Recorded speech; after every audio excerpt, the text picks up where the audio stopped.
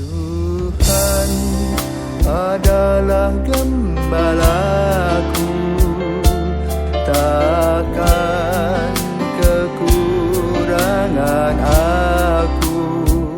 Saudara-saudari terkasih, selamat pagi, salam jumpa lagi dalam Sabda Siap Saji Senin 4 April, hari biasa pekan kelima Prapaskah dalam Minggu Sengsara. Marilah kita berdoa dalam nama Bapa, Putra, dan Roh Kudus. Amin. Allah Bapa Maha Kasih, Yesus Kristus Putramu Kau utus menjadi terang hidup kami. Tuntunlah kami untuk selalu berjalan dalam terangnya, dan kami pun hidup kudus di hadapannya. Sebab Dialah yang hidup dan berkuasa bersama Dikau dalam persatuan Roh Kudus Allah sepanjang segala masa. Amin. Tuhan bersamamu dan bersama rohmu. Inilah Injil Yesus Kristus menurut Yohanes. Dimuliakanlah Tuhan. Yohanes bab 8 ayat 12 sampai dengan 20. Maka Yesus berkata pula kepada orang banyak, katanya, Akulah terang dunia.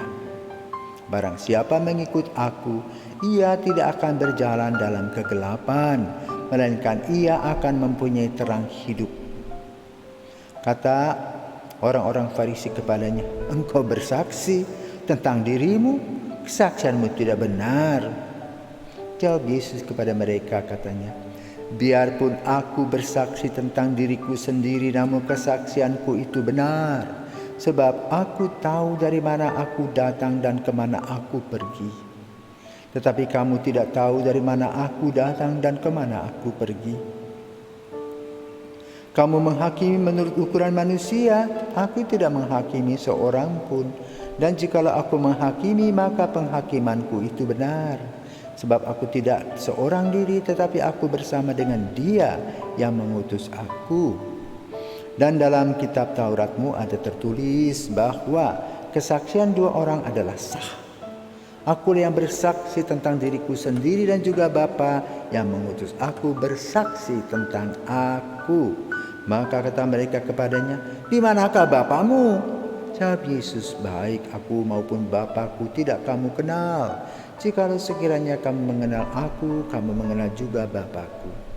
Kata-kata itu dikatakan Yesus dekat perbendaharaan waktu. Ia mengajar di dalam bait Allah, dan tidak seorang pun yang menangkap Dia karena saatnya belum tiba. Demikianlah sabda Tuhan, terpujilah Kristus. Akulah terang dunia. Kata-kata ini tentu tidak difahami oleh orang. Saudaraku terkasih, sebuah contoh. Di seminari ini, kalau ada anaknya nakal, apalagi yang nyontek, pasti dia dikhotbahi. Sesudah dikhotbahi, dia disuruh pulang. Apa khotbah-khotbah tanda petik para pastor pembina, pendamping tentang anak yang nyontek?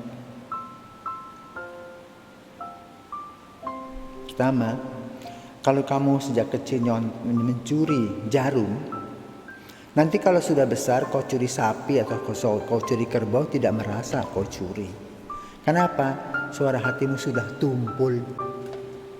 Kalau kau sudah curi 10 rupiah, 1 miliar kau tidak rasa, karena kau sudah tumpul dan kebal.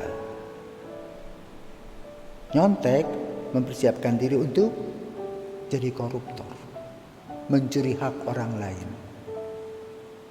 Maka tidaklah mengherankan di dalam dunia di mana pendidikan belum berhasil, korupsi hebat. Dan korupsi ini bisa masuk di semua lini. Tentu seorang anak ketika dikatakan seperti itu sakit hati. Mana aku curi 1 miliar? Mana aku curi 1 kerbau? Belum paham dan mengerti tentang arti hidup. Yang dia mau apa? Angka ditempel di rapor. Padahal hasil curian. Jadi pembina mengatakan tentang hari esok, jangan jadi seorang pencuri. Maka nanti kalau kamu sudah bermental seperti itu, kamu akan apa? Mencari keuntungan pribadi. Kamu akan mempunyai mental ABS, asal Bapak senang.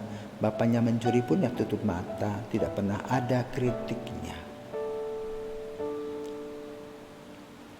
Juga seseorang bercerita tentang masa depan seperti yang di dalam Perjanjian Lama kita mendengar cerita tentang Yusuf yang bermimpi tentang buli-buli gandum. Ikatan gandum itu merunduk pada dirinya sendiri. Dan ternyata itulah hari esok dia. Ketika sudah terjadi barulah mereka sadar. Maka hari ini juga Yesus menerangkan kepada publik tentang dirinya siapa. Akulah terang dunia. Artinya apa? Membuka wawasan pikiran. Dari yang tidak jujur menjadi jujur, dari yang tidak disiplin menjadi disiplin, dari yang tidak tulus menjadi tulus. Ego rela berbagi, membantu orang lain. Itulah Yesus membuka terang. Kedua, terang itu berkaitan dengan iman percaya, karena kita diciptakan oleh Tuhan, oleh Bapa, dan Bapa pasti akan memelihara kita sejauh kita betul tahu terima kasih, tahu mengatur diri. Nah, lalu orang mengatakan banyak orang yang tidak percaya kepada Tuhan, mereka sehat-sehat saja. Jangan mengurusi taman orang lain, ya. Jangan mengurusi kebun orang lain. Urusilah kebunnya sendiri. Kalau di sana ada rumput-rumput yang mengganggu tanaman, kita cabut. Kenapa kita repot dengan taman atau kebun orang lain?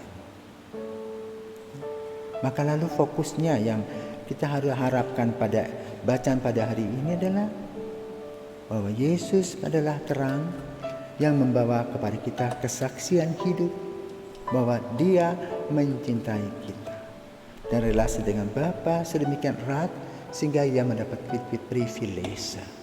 Karena itu mari kita juga membuat sebuah relasi yang baik khususnya pada Minggu Sengsara ini. Dimana kalau kita pergi ke gereja saat ini, semua patungnya ditutup menjadi warna ungu, kain ungu.